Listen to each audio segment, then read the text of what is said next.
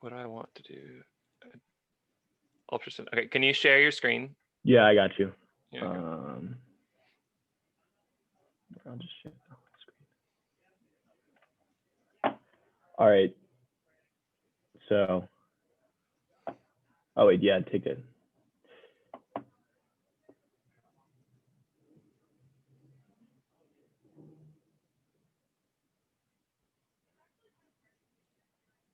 I did it.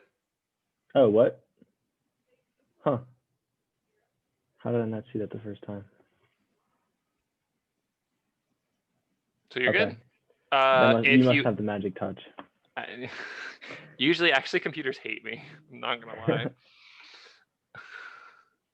All right, awesome. Glad Thank you. it's working. That's all that's important. Mm-hmm. Recording. Zybooks. Yes, making sure everyone's good. Sean.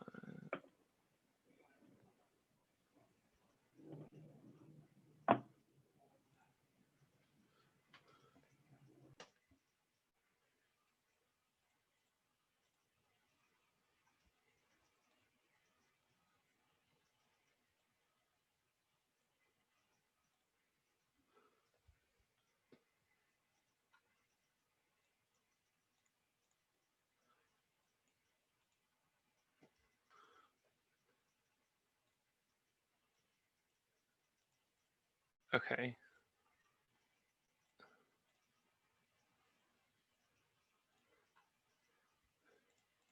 And Olivia, that sounds good. Just make sure you get it before this weekend. Like I said, you're totally good. Cause I'll be walking through like the first part of the first lab, and it's not that hard, so no stress about it. But with that, everyone's done the Slack and Zybooks and syllabus quiz. Those are the three things. And let's continue. So some other things you have to keep track of that you got to do. If you haven't, get Zybooks. If you haven't, install and test your IDE like we just did with Jake. Take the Lockdown Browser practice quiz. So that's not the syllabus quiz. It's just, I think you guys should be able to see it. It's in quizzes at the very bottom. Just Lockdown Browser practice quiz. So take that, make sure your Lockdown Browser works for the quiz this weekend. Get a perfect on the syllabus quiz, which all of you seem to be doing, which is super great. Do Lab 0, which is due on the 17th, this Sunday. Confirm that. Yeah, cool. So it's due on this Sunday. Take the quiz, which you have until Saturday morning till Tuesday night. And then keep an eye out for any extra credit if that's something you're interested in. Obviously, everyone wants extra credit, but you do kind of have to keep an eye out for it because Fox will post any research that is eligible for programming too. So just checking like every class period would probably be good enough, because if you get it like the day after you post it, that's totally fine. It is first come, first serve, so there's always a chance that you won't get it, but I wouldn't stress too much about it. There's usually a couple of multiple opportunities to do it. So just keep an eye out for that. But yeah, do this upcoming week. Oh yeah, here's my big spiel about online. I realized after giving it that I wrote a lot of stuff, and I'm not gonna say all this, but if you'll notice that Fox is fairly, I think he did it in like his announcements, or no, it's in home. So like he's really emphasizing like, I don't recommend you be in person, like this could be done entirely online. As much as I agree with Fox, like yes, doing it online is probably like the safest and all that good stuff, and like I know I hate online class, but I would still prefer it to be online over in person. I don't care what you do. I really don't, because I have to be there in person, and it's cool to see all of y'all's faces. So I'd love for you to be there in person. There's no pressure either way for me. I support either way. What I will do is that if there's more people in person than online, then I'll probably do some stuff on like a whiteboard or a chalkboard if there is some. Probably still do some more digital stuff. But if more people are digital, I'll try to emphasize the digital stuff more. So I'll really try to pick which one I do more.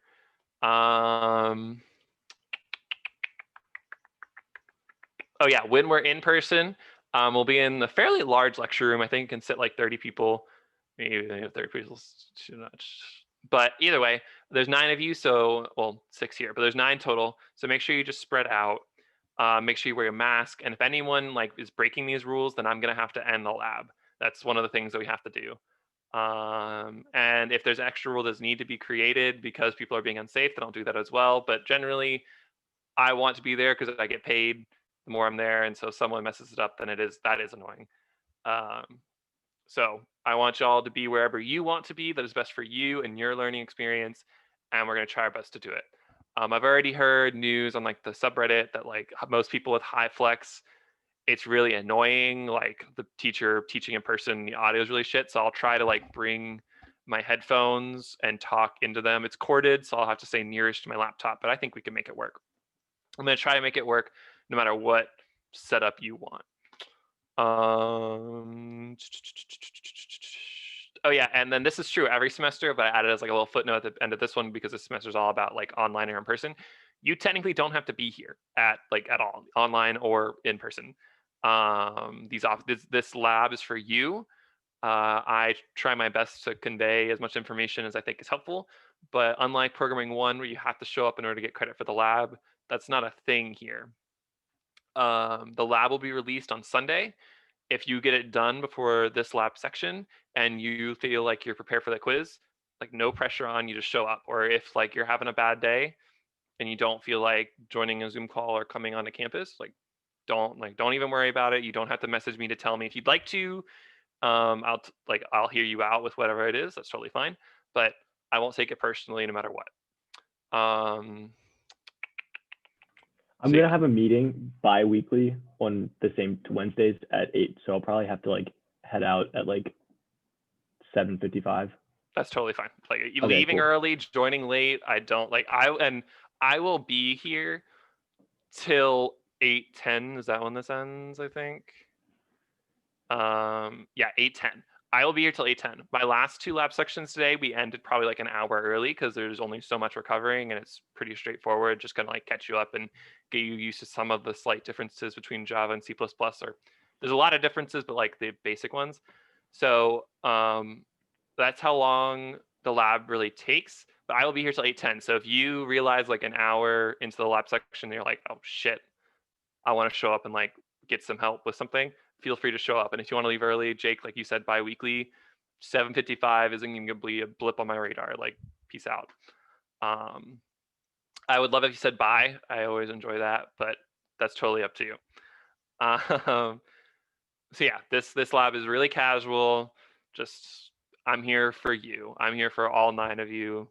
That's what we're doing. And especially compared to previous semesters where there'd be like 20 plus people. Like if any of you took programming one, even last semester we had like 20 people in a section in a Zoom call. It's harder to answer everyone's questions whenever they have it, but with only so few of us, it's super easy. So don't feel bad if you have any questions. Like you can interrupt me. We'll be good. With that, that's really all like that introduction stuff. Next, we're going to move on to more coding thing. Well, technically this has some introduction stuff too.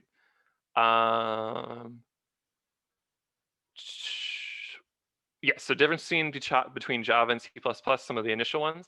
Java had everything in classes. Oh, why didn't I open it up?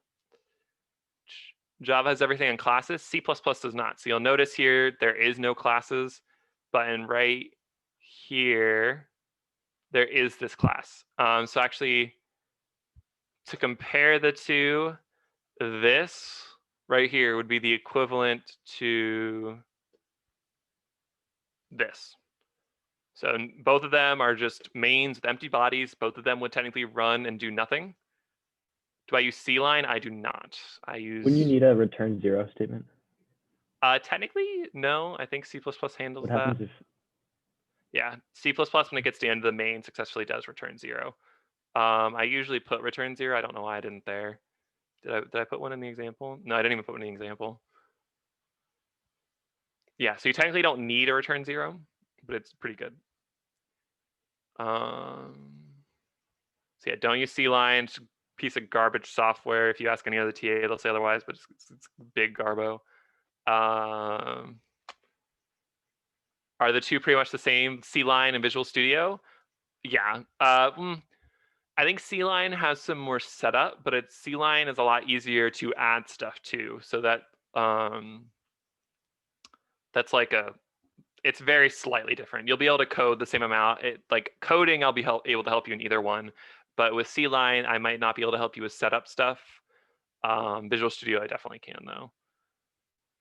So if you feel like you want the most help from me, I would say use Visual Studio, but there's plenty of TAs that use C-Line. If you come to a question with me, if you come with a question to me about C-Line, I will happily direct you to like a TA, and I'll make sure the TA gets help to you. Like I'll message them and be like, hey, the student's from me. I don't know how to do this. Please help.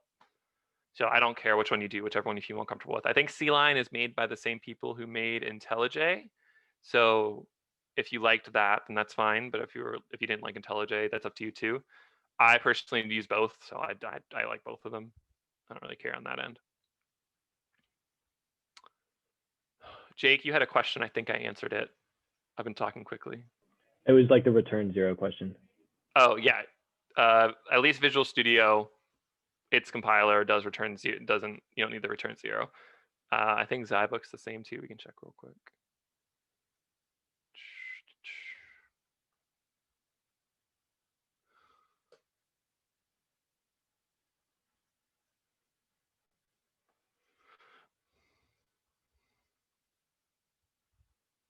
So yeah, that compiled. You don't need it.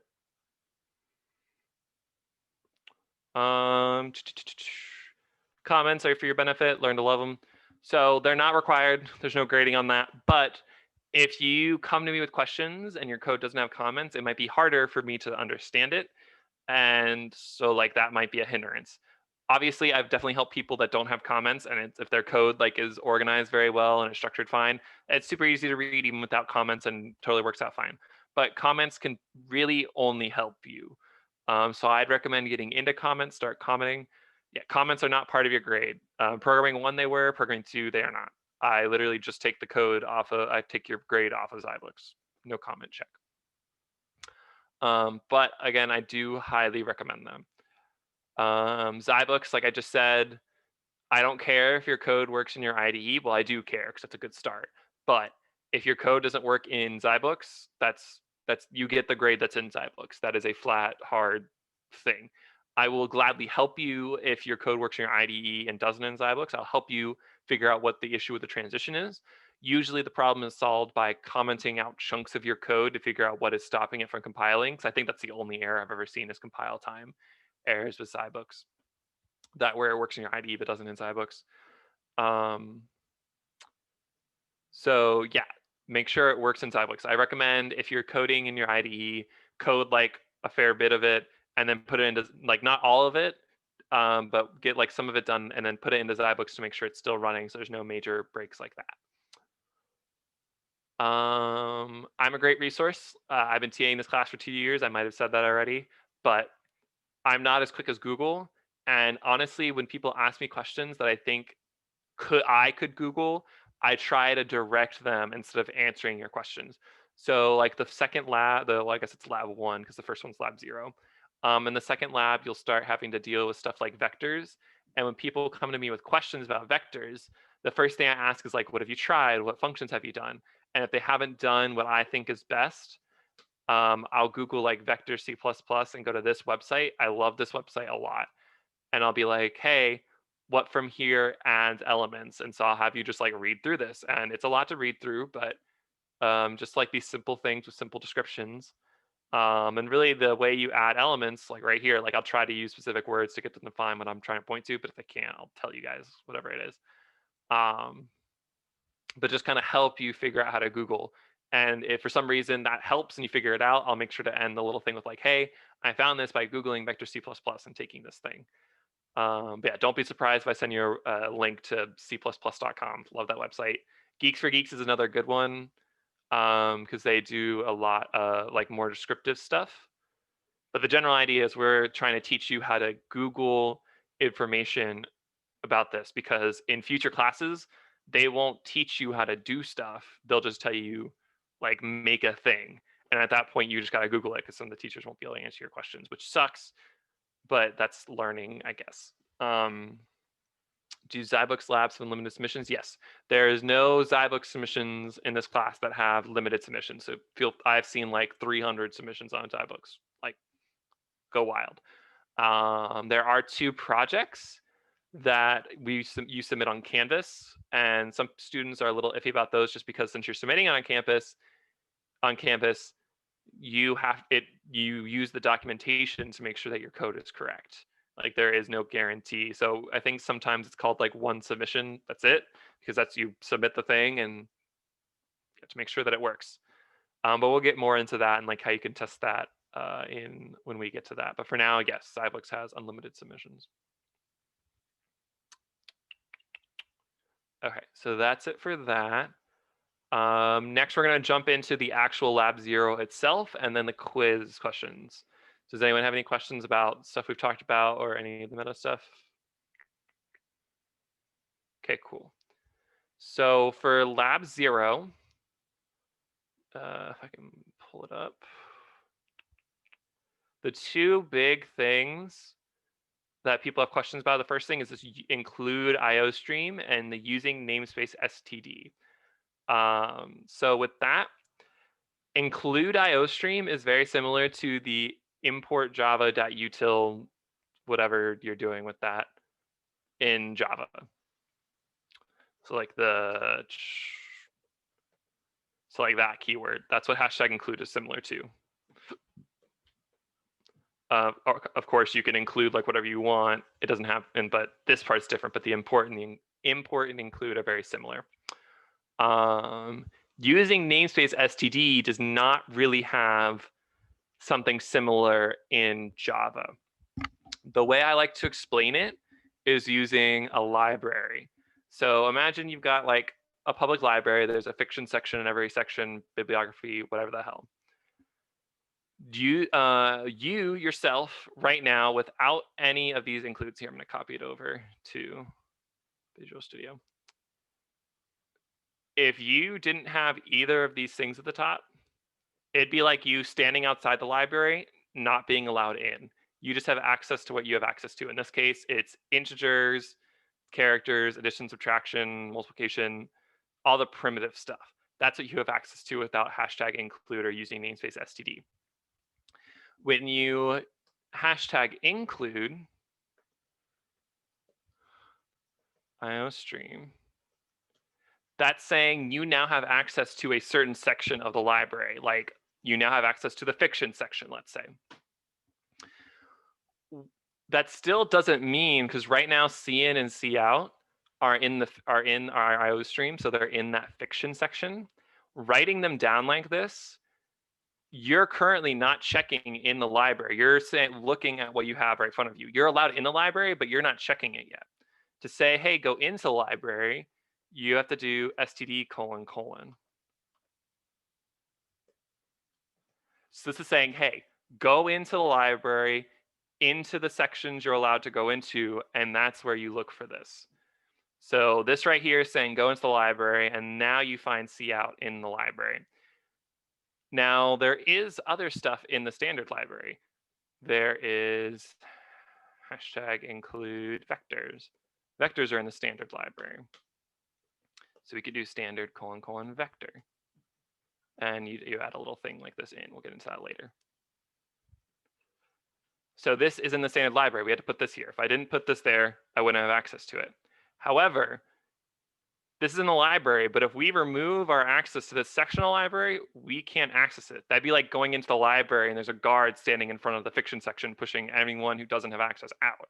So even though you can get into the library, you still don't have access to this section. Now, the using namespace STD is like saying, hey, instead of me telling you to go into the library to try to find things, always check the library to find stuff. Always go into the standard library to look for these things if you can. So now this thing right here is obsolete. We don't need that anymore. You can still put it, like that's not an issue. That's just explicitly saying go into the library, but not a requirement anymore. And see, we still don't have access to vectors because we don't have access to that section. And here I'll do include vector. Where this becomes a benefit to people is sometimes people want to name their variable, their function something, but it's already named something else somewhere else. However, if you make your own namespace, like if I made in my program a namespace called Steven's program, and then I could write all the stuff in there I want and be totally unique because it'd be in the Steven program library and no one else could get access to it. Not no one else could get access to it. If someone else made, like if I made a variable A, it would be the A in Steven library instead of just an A that exists. An example of that would be if we got rid of all of this stuff. So like right now, again, it's getting mad at us again. I'm going to delete this. We could do int cout equals 0. So like you're allowed to write variables called cout. That's not a restricted keyword. So you can do that. But right here, cout, it thinks it's this cout. It doesn't think it's the one in IOStream because it's not checking there. There's nothing that tells it to go check in the library for it. So I'm adding, but if I add this, then it'd say, hey, this is the cout specifically in the standard library. So that's really where the benefit of that comes in, is the difference between things you make versus things someone else makes. But someone else has made the standard library, and that's why they put all that stuff in there. The standard library is not going to change.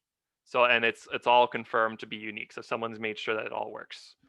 But they put it in the standard library so you won't accidentally like make something that they called the same thing and it fucks stuff up.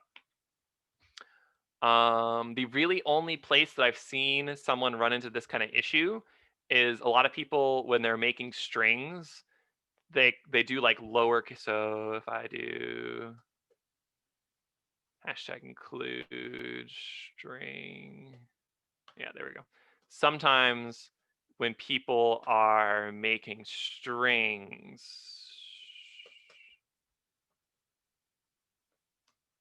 they call it string. I've seen that. And it's weird, it's wonky, and it will most likely cause errors eventually, but that confuses. Like this is where I've seen people run into the issue where they're calling stuff the same thing as what they're using, and the standard namespace explicitly helps with that. But I highly recommend not calling things string. So does that make sense, the difference between hashtag include and that using keyword? Oh, yeah. And so with what we're doing, you can do using namespace std. Since you're probably not going to ever use any other namespace, it's never an issue just to put using namespace std here. If you get out of this class and go take other people's classes and they give you files that are in their own namespace, then it might be an issue where you might not want to put using namespace std, but that's personally up to you. Okay. I don't see any questions. That's good. And if you don't understand, don't have a question, you can probably figure it out later. But in general, using namespace std isn't a bad thing to put at the top if you're using stuff in the standard name library. What actually is a namespace? A namespace basically adds it's a section of variables and functions. It's like isolating variables and functions into a space that makes them named unique because of the namespace. So the standard library makes all the stuff in the standard library name something unique. It's not just cout, it's technically standard : cout because it's in the standard namespace. So what it is, we can make our own real quick. Namespace Steven, sure. Int A. Why is that mad? So now there's a Steven namespace and there's an integer A in it. So if we wanted to access it, then it's set equal to 5. If we wanted to access that, we would do Steven : A. And we could cout that.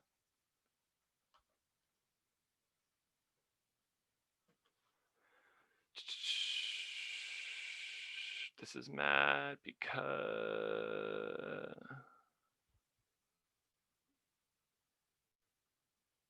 I did this. Let's remove that. There we go. That's fine.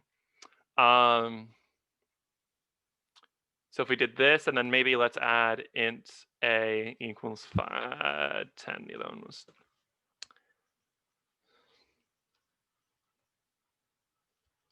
Like this is legal. We have these two variables called A, but since this isn't a namespace, you have to put this in front of it in order for it not to be the same thing. And then if we run it, it'll output 5 space 10.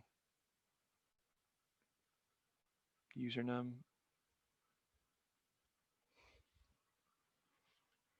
The other part of my code was failing. That's not an issue. There you go. So 5 space 10. So that's what a namespace is it's just a way to make variables more unique. So there could be variables that are called the same thing, but the namespace gives it that uniqueness so that we know these two things are different. Just a namespace is its own thing. Okay. So with that covered, oh, we lost the other John. John, what happened? F. Only one can really survive. Okay. So some other things in this lab, you're basically going to be doing. In this lab, you're basically only going to be using like output statements. That's like the big thing. So in Java, print message roughly translates to std : cout message, or just cout message because we just talked about that whole namespace thing. Print line message roughly translates to cout, then less than message, less than endl. Endl stands for end line. End line does not, you can do /n instead of end line. Very true. That gets into like breakpoint characters, and I think you guys covered that in programming 1, but I use endl, so that's probably just why I teach it. That's a personal choice. And then this right here, print line message 1 plus message 2. Technically, what we have right here is more closely related to if I did this, because technically with this setup, if message 1 and message 2 were both integers, this right here, cout message 1, message 2, would print them out as individual integer values. But with right here, if I didn't have this little colon in front, if message 1 and message 2 were integers, it would add them together and then print the result. So I realized that mistake, I think, like last lab. So yeah, technically these two things are what the same thing is, but the general idea of if you want to combine two things, you can do this. Technically, you can also do this. You can do that. So these things would be the same. Because in both these cases, if these were strings, it would print out both the strings. If these were numbers, this would print out the sum of the numbers. This would print out the sum of the numbers. Actually, I forgot to upload the slide. I did this in every single section. I do want to give you guys the slides. So I'm giving you guys the slides here on Slack, on Zoom, I mean. And then I'm recording this. So I will be uploading this to YouTube, and I'll attach the slides to the YouTube. I think I can do that. If I can't, I'll make like a Google Drive link that does that or something. But yeah, you guys can have these slides. And then if you wanted to call two instances of print line, you could do cout endl endl, because like I said, endl does not mean end of the cout statement. It just means create a new line character. So if you want, you could still even go after this, print out another message.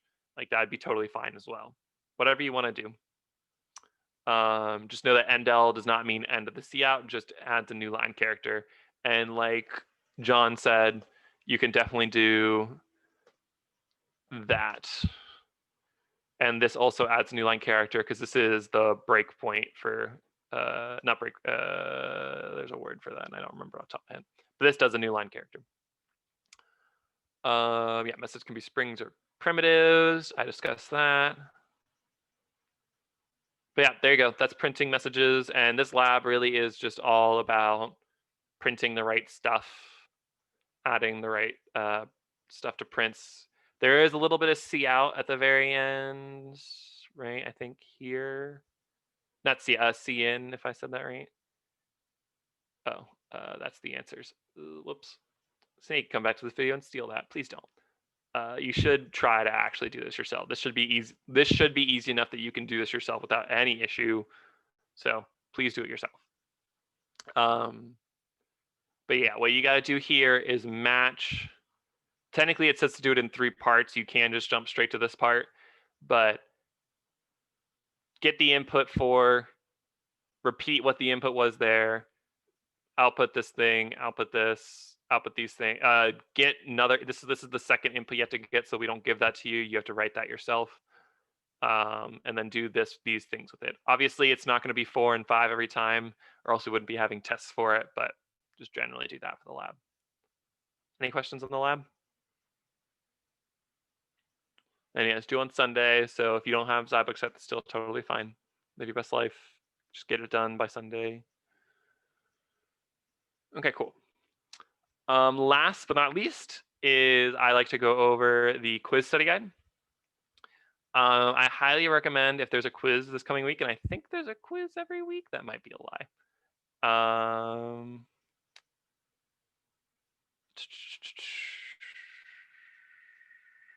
Yes, I highly recommend. Yeah, it looks like there's a quiz. Yeah, there's a quiz every week. I highly recommend reading the quiz study guide before coming to this lab section, because then if you have any questions about it, you'll know them ahead of time instead of just trying to understand what I'm saying and making questions from that as we go. But either way, no matter what, I try to go over the quiz study guide. So here it is for this week. A lot of this stuff should be reviewed except for some differences about C++. It's like unsigned data types and warnings are from Java really, but then the other one I guess is other stuff is unique to C++. Anyways, unsigned data types. What is an unsigned data type? It doesn't go negative. So an integer goes from like -2 billion to 2 billion. An unsigned integer would go from 0 to like 4 billion. If you set an unsigned type to a negative value, what happens? Same thing with an integer. If you set an integer to -3 billion, it can't go that low, so it would just wrap around to be like 1 billion something. Same thing with unsigned integers. If you make it negative, like if you make it -2, it'll wrap around to like 4 billion something.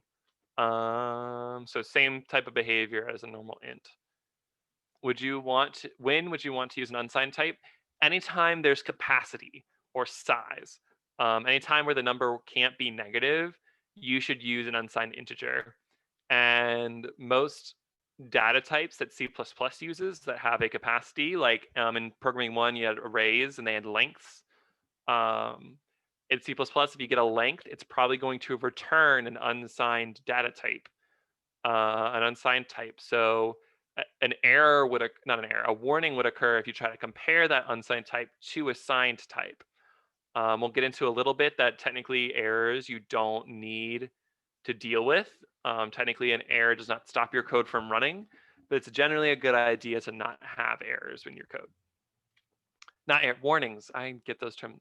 It'll cause a warning, but a warning won't stop your code from running. A warning just telling you like, hey, this might be a bad thing. Errors definitely stop your code from running, but comparing signed to unsigned is just a warning. It's generally a good idea to not have as many of those as you can. Variable initialization. What default values are assigned to your variables in C++? There is none. So there is a worker. So actually, for Visual Studio at least, it doesn't even print out the value. So here, I'm going to get rid of all this namespace stuff and get rid of the string.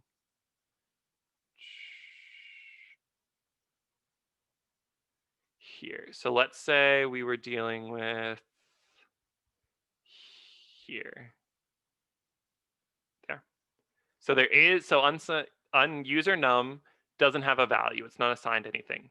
Technically, if we tried, get rid of this here. If we try to do that, my machine would actually give me an error. That's not for my machine, that's not a warning, that's an error. So you can't do that. But there is a way you can get access to the value. This is not something you'll be learning this fairly quickly. It's pointers, and we'll be getting into that. But for now, you don't need to understand what I'm doing to get access to this value. Just understand that I am getting access to the value. Not username, usernum. Here we go. Dereference usernum squared. So here we go. Generally, just saying what I did, I made this pointer that points to the address of this variable. And then here I'm going to that address and printing out the value at that address. So in this case, the value that usernum is storing here is, there you go, negative 800,000 or something. So that's not a value specified. There's no way to know that value. There is no default initialization in C++. Java there was, there isn't here. What value should you use for initialization? That's totally up to you. If your object has if your data type has a default constructor, that's a good idea. Or setting it equal to 0 or a empty string would be good, but that's totally up to you. There isn't a right or wrong answer for that. Input/output for C++. What are the names of the input and output stream objects in C++? The objects you use to get access to the input and output stream are cin and cout. So you cover that a little bit in the lab. Hopefully you've seen that. And that's how you get user input and output to the terminal. Building C++ programs. What are the 3 building stages of a C++ application and what do they do? So this one, for right now, you just need to memorize what the 3 stages are and their general order. They are the preprocessor, the compiler, and the linker. Those are the 3 steps. For what they do, which you'll talk more about later, the preprocessor takes any hashtags. So there's a bunch of different hashtag or pound sign stuff. There's define, else if, else, end if, error if, so all this stuff here. All those things, the preprocessor removes them and replaces them with what they're supposed to be, or edits the file in some way. With hashtag include, it's just copy and pasting some code into the file. For hashtag define, it replaces stuff in the file, but you'll get into that later. But for now, the preprocessor just runs through your code and sorts out all of the pound sign stuff that needs to be sorted out and removes them.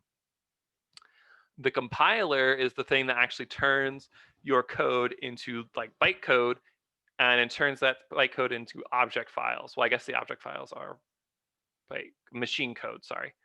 So that's the stuff that makes the human readable code into something the computer can read as object files. That's what the compiler does. And then finally, the linker combines all those object files into a final executable, which is what is actually run. So the 3-step process of preprocessor, compiler, linker is what makes this whole thing goes around and is what happens when I click this local Windows debugger button up there.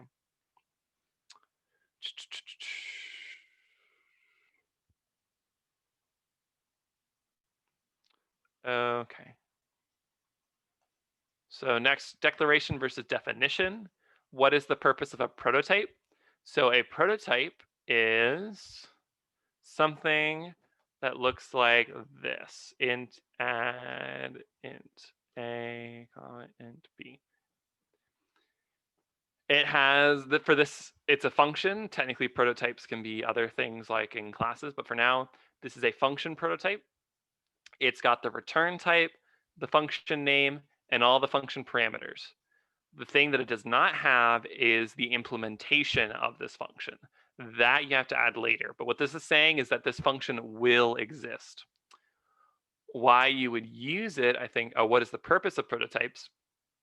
Sometimes in C++, with all the files you've got jumbled around, you want to write code in a certain order. And actually, when we get to inheritance, it's going to be a real issue where there is no correct order. But prototypes allow you to say that something is going to exist without actually defining it. And that makes it so that when your thing compiles, since it reads from top to bottom, everything would work.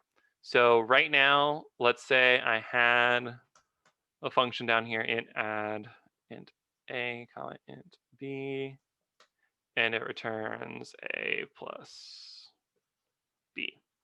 So here it is. This is properly implemented 100%. And right here, I'm going to remove this. We're going to say here equals add 1, 2.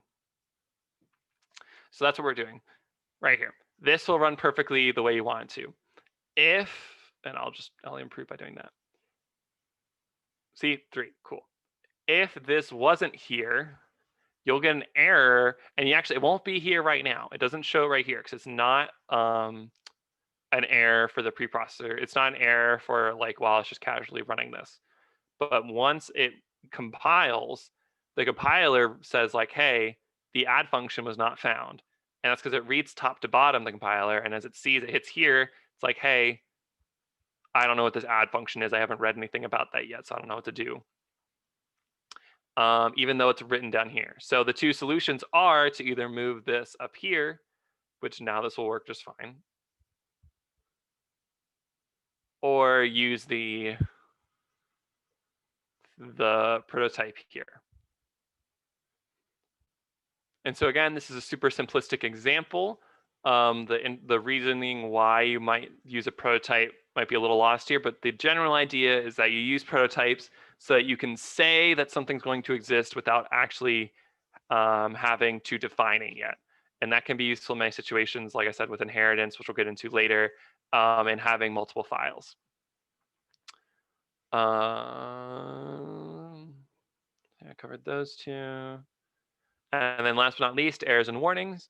When presented with multiple errors after building a program, which error should you look at and fix first? The first one should always, the fix first is the error that pops up first. So in our case right here, if I did that, here we go. Right here, we got these two error warning. No, these aren't warning, these are errors. We've got these two errors down here.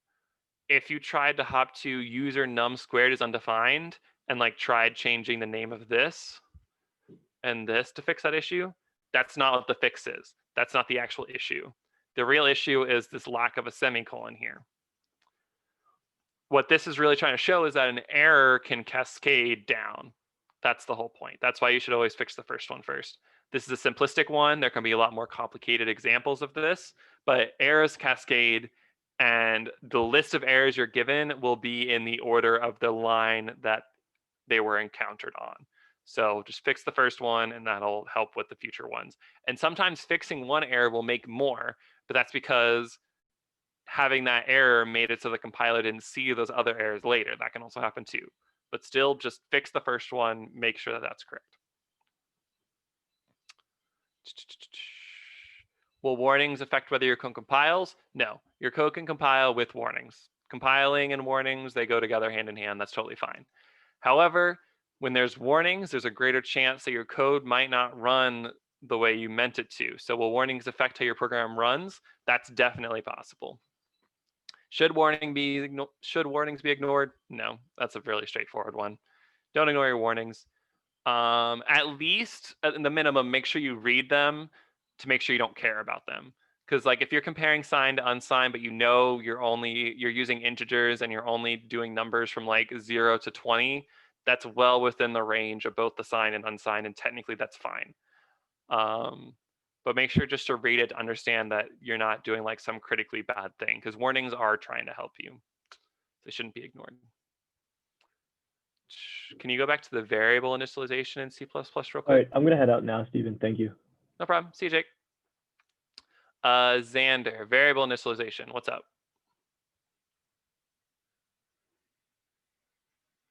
Any specific part about that? The second bullet point. What should you use for initialization? If there's a default constructor, so in programming 1, you talked about default constructors, use that. Setting it equal to 0 would be good, but there's no right answer for what value should you use for initialization.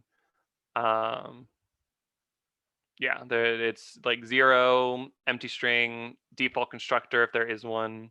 Those are good values for initialization. Or any constructor. It doesn't have to be the default constructor, but just any constructor. If you create a variable that you know is going to be overwritten, then like 0 would be good. All right, see you, John.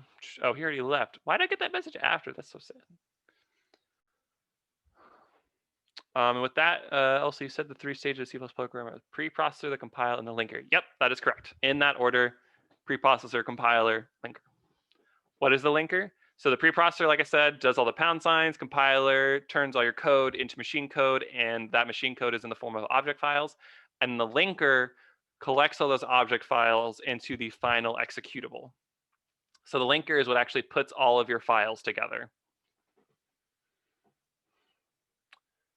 were we able to view the recording for this section? Where? So after I've downloaded it, after it's been saved as a thing on the internet, Zoom. After Zoom gets the video all processed, I actually have a YouTube channel that I'll post it to. And usually I'll probably send out like a Canvas announce. Actually, everyone Slack. I can probably do Slack for that. I can do like a group Slack message for that. AL sub. You don't need to sub. It's a YouTube channel specifically for programming. If you want to, what you can do, which is actually kind of cool. It's a little maybe not creepy. I don't fucking know. You guys can actually go check out the videos for last semester. They're all set up in playlists, so you could check out Programming Fundamentals 2 fall, all my lab sections there. So if you want that, here you go. I'll send that here. Feel free. But yeah, I'll be making a new playlist for this semester too.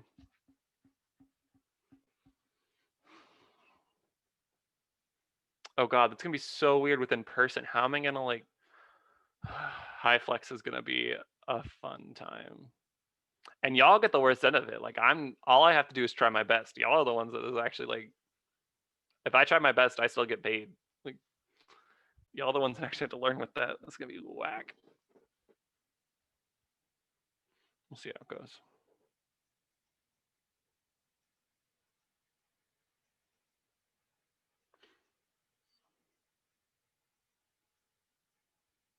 You guys have any more questions? Yeah, you guys can stay here for all you want. My pleasure, Nicholas. Have a good rest of your night. Yeah, I have a question. It's a little technical, so I'll try to ask it succinctly. Don't worry about it. We'll figure it out. What's up? So when you tell C++ or Java or whatever that you're making an integer, it has that range, like to -2 billion something to +2 billion something. Because if it had a bigger number, it would need to a lot more memory, right? That's like why it has a range. Yeah, so any data type, primitive or any other one really, is stored in a certain amount of bytes in the computer. So those bytes can only represent so many values. And so yeah, if you wanted more than the -2 billion to 2 billion, you would just use, I think, like a long as the next step up. So if I use an unsigned integer, though, I can go beyond that. So I guess what I'm trying to ask is, how does the computer store a number like 2.7 billion something plus 1 in the same amount of memory that it? Because the unsigned stores from -2 billion to 2 billion. The signed goes from 0 to 4 billion. So it's actually the same amount of numbers, just shifted. The real thing is that the last bit, the last 0 or 1 in a signed integer determines if it's negative or positive. But in the unsigned, it's just another 2 billion. So once you flip that one on, it adds whatever the 2 billion value is, and then it can start over and keep adding to that. Makes sense. I didn't even think about that the positive or negative had to be stored. All right, thank you. That answers my question. No problem. Have a good rest of your night, Xander. Yeah, have a good one. Thank you. You too, Omar. And with that, even if other people come in, I'm stopping the recording. Thank you all for watching. Make sure to like and subscribe. I've never done this before, but I've got like 3 classes now watching it. So y'all are getting the whole like and subscribe shit. Can I even stop the recording? Oh God. Stop video. Oh, that was my face video. Stop share. Stop recording.